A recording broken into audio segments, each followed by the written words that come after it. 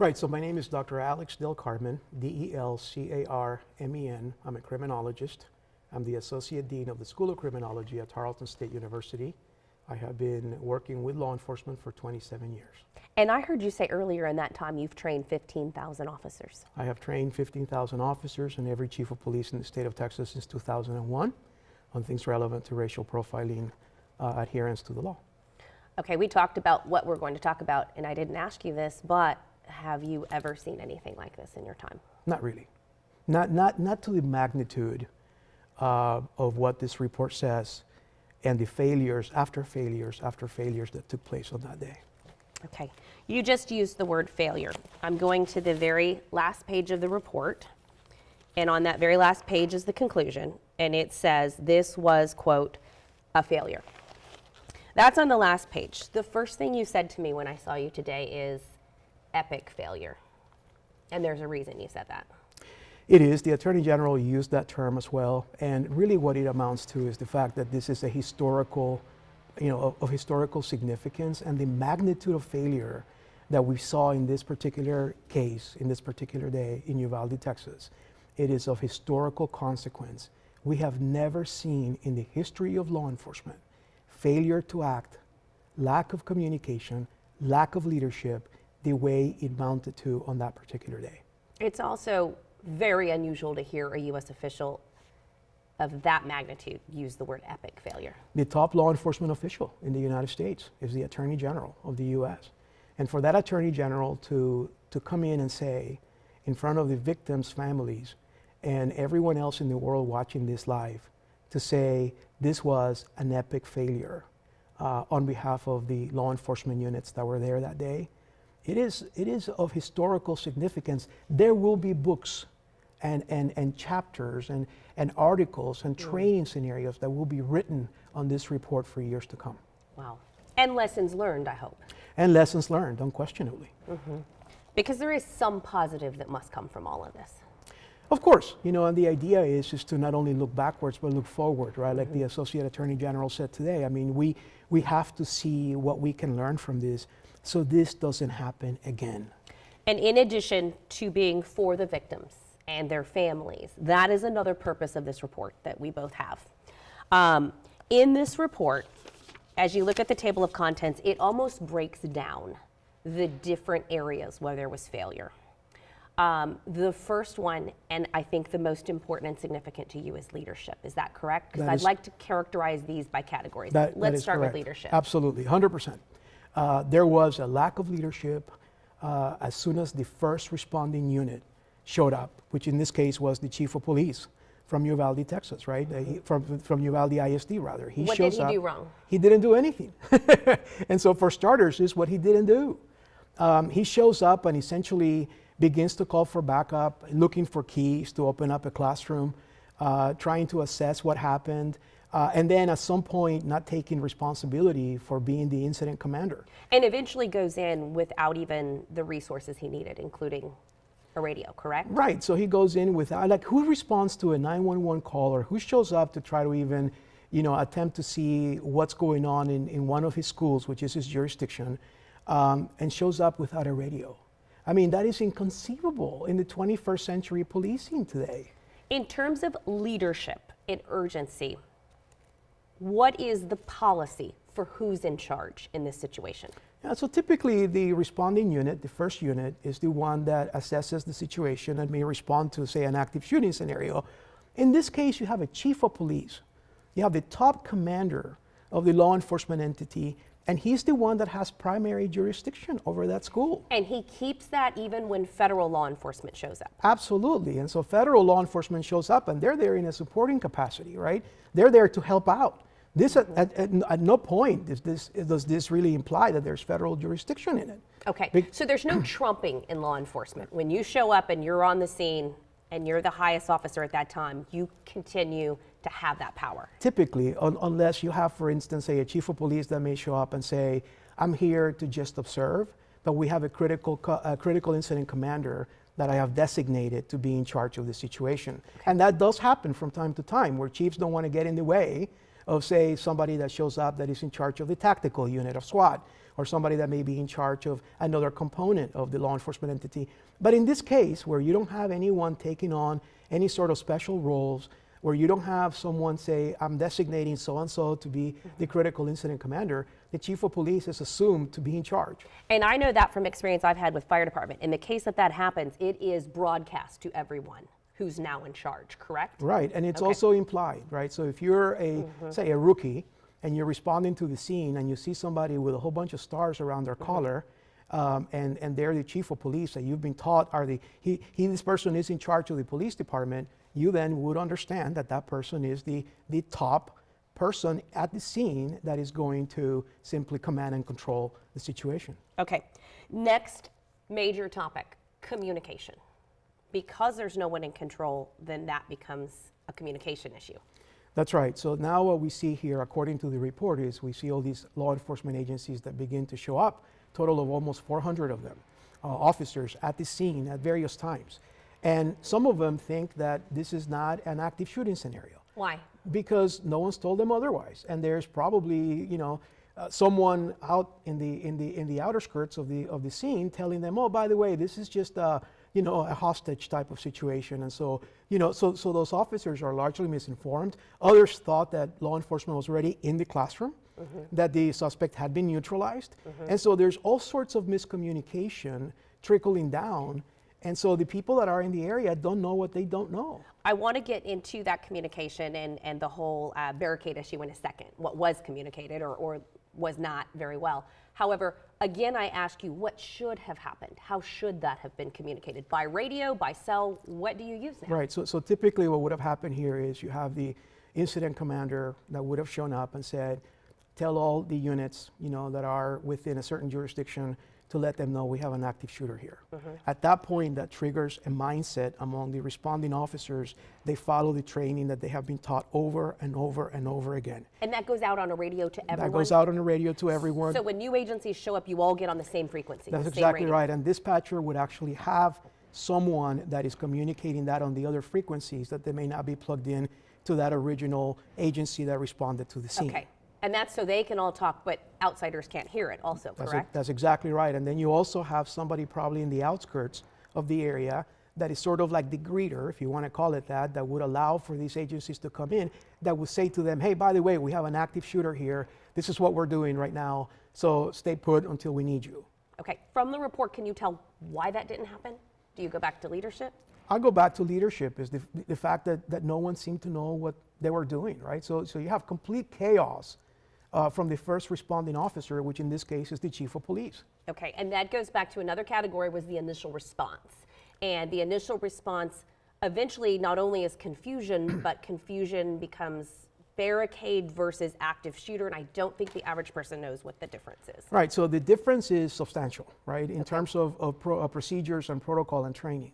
When law enforcement shows up to the scene and someone's barricaded, they have a certain protocol that they're going to follow when that happens. Okay, right? and the report shows that some of the officers thought this was a barricade situation. That's exactly right. Okay, go ahead. In that particular instance, you have a little bit of time to work with. You would bring in your hostage negotiator. You would try to reason out with the suspect, right, and wait for that person to surrender, which is the best case scenario that can happen in such a situation. And the implication is that there are some people that are being contained in that environment that are still alive. Is that dictated by no shots fired, at least yet? Not necessarily. I mean, you could have a hostage situation where perhaps in the initial entry of the suspect, right, he or she shot someone and that person may actually be injured or may be dead. Okay. So that just basically convinces the law enforcement entity in the surrounding area that the person inside has a weapon, is able to use it, and has used it. Okay, but you still do not kick in to the mode that we learned after Columbine, which is active shooter mode, which every officer, in your opinion, should know. Go straight to the shooter. That's right. So the active shooting mode is one where law enforcement responds to the scene with whatever they have, however they are poised, whether or not there's backup, they rush towards danger. Their job is to neutralize the suspect at all cost, even if that cost means sacrificing their own lives. And that's why I've said over and over again, this is the epitome of the nobility of the law enforcement profession. which is that, you know, everyone else, our instinct is to run away. Well, they run towards danger in that particular mode. And having someone that is inside a classroom killing not only innocent people, but also children from the community is as bad as it gets, right? So I can tell you right now that I'm not surprised that some of the officers did not know what was going on accurately.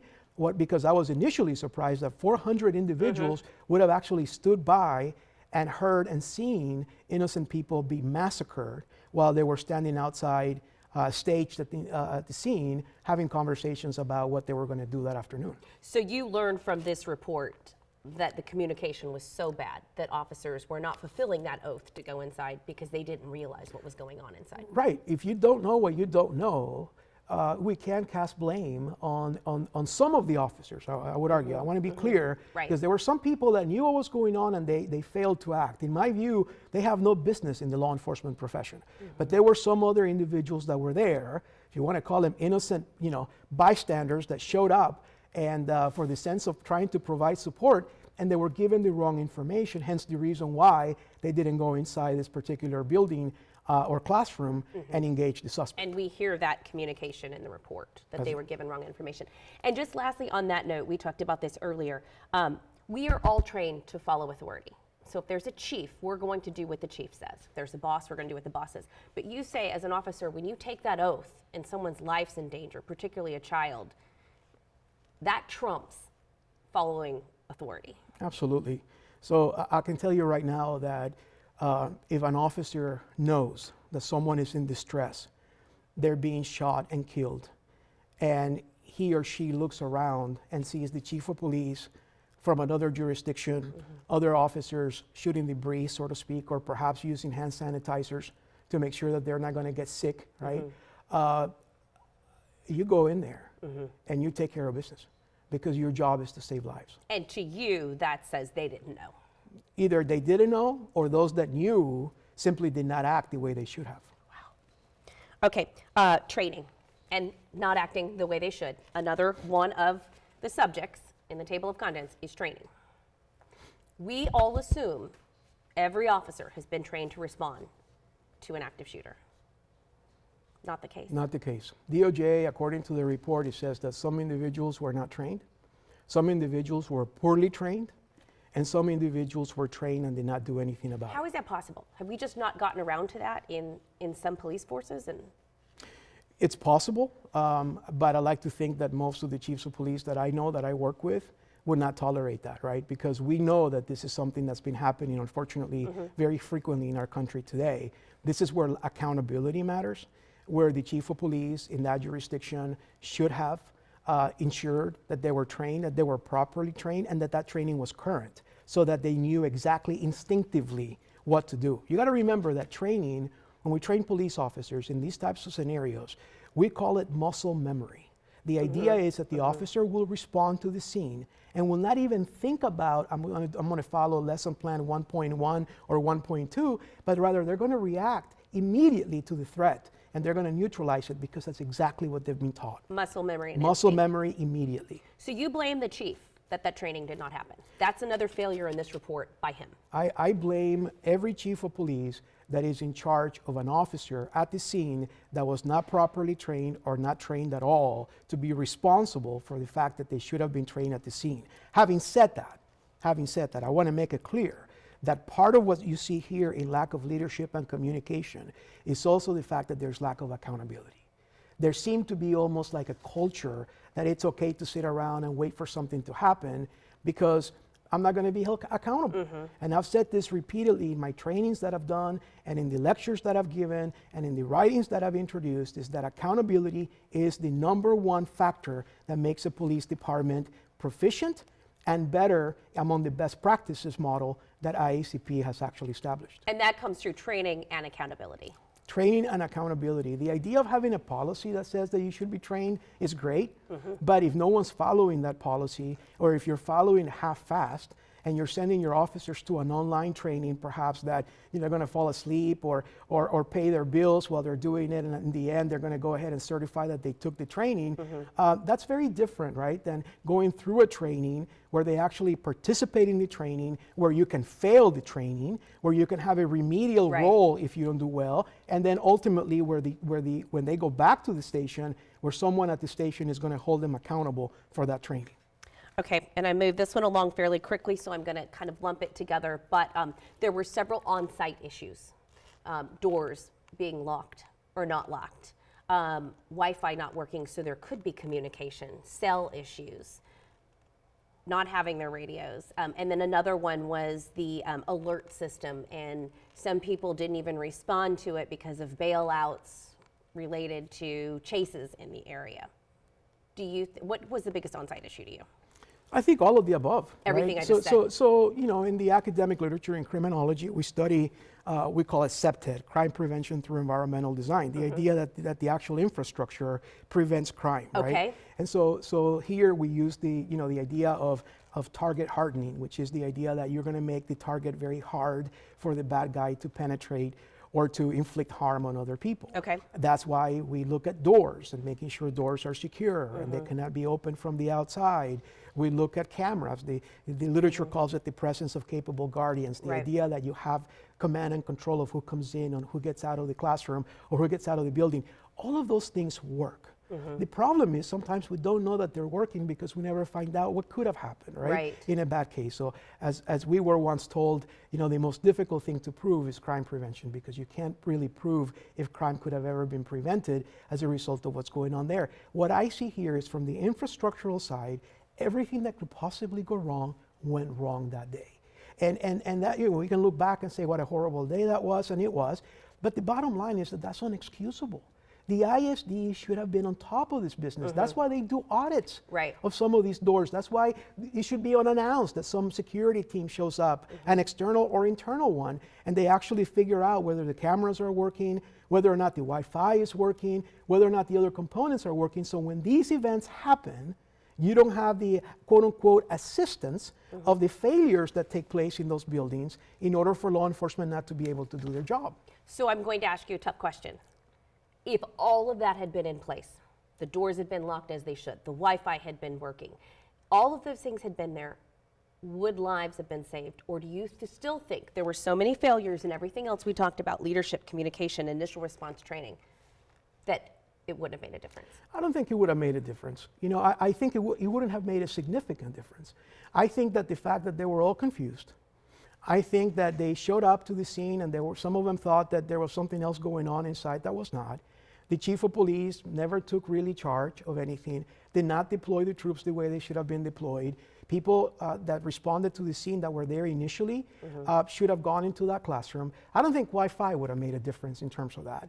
I don't think necessarily that having the building secure per se would have made a difference in terms of that. Part of the dichotomy or the challenge that we have in those doors, right, that we profess that are very helpful, is that if the bad guy is able to penetrate those doors, i.e. student, for instance, or a teacher, or somebody that already has access to the school, it's going to be that much harder for law enforcement to come in from the outside.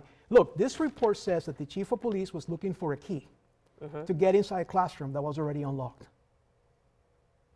That is absolutely repulsive. And that is not acceptable in today's standards. I'm sorry, it's not. My kids are grown up now, but I have to tell you, when they were little, I was concerned about this from day one, but I never thought that in the thousands of police officers that I've trained, that in the great state of Texas, which I believe has one of the best law enforcement entities in the United States, and I still adhere to that, that this group of individuals would have made the rest of law enforcement look as bad as it did. Because I know, and I can tell you that I talk to cops a lot, and they tell me if I would have been there, I would have gone straight through. And I would have taken out this bad guy. And the fact that they're made to look like somehow there are a whole bunch of school children sitting outside waiting for things to happen is absolutely unacceptable. My last main question for you.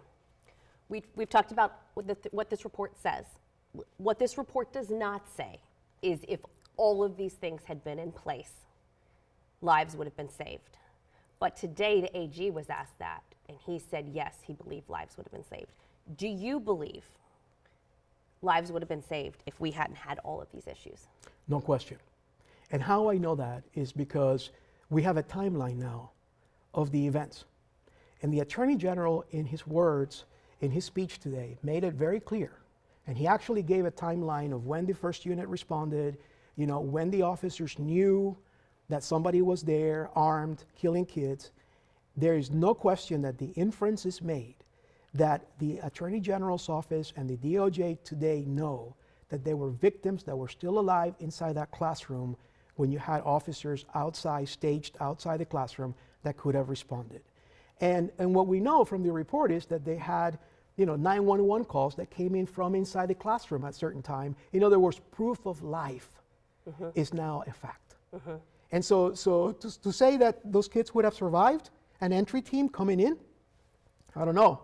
But at the very least, if I would have been a parent to one of those kids, I would have wanted to take that chance.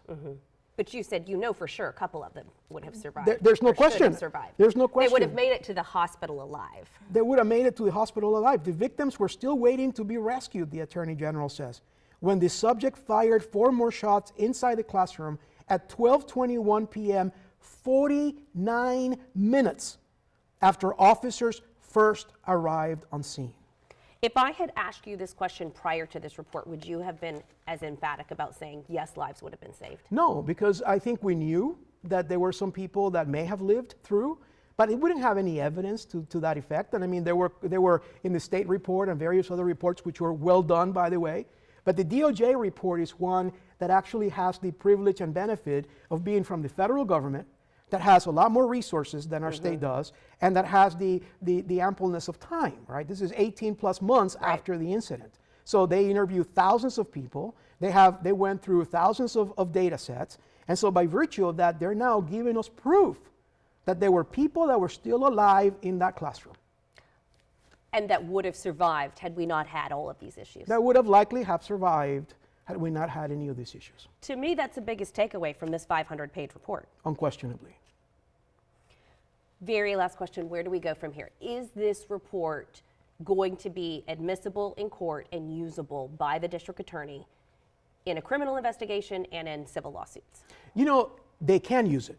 The question is, will they use it? And I don't know at this point where the DA is at in terms of evidence gathering. And I also don't know if the lawyers that represent the families in terms of the civil lawsuit, if they had all these pieces of information. But I can tell you right now, if I would be their lawyers, I would be memorizing the 600+ page report to ensure that there are no instances that I haven't covered in my lawsuit or in a criminal trial in order to hold those accountable that should be held accountable. Okay, so the civil lawyers can use it and the DA can use it. No question.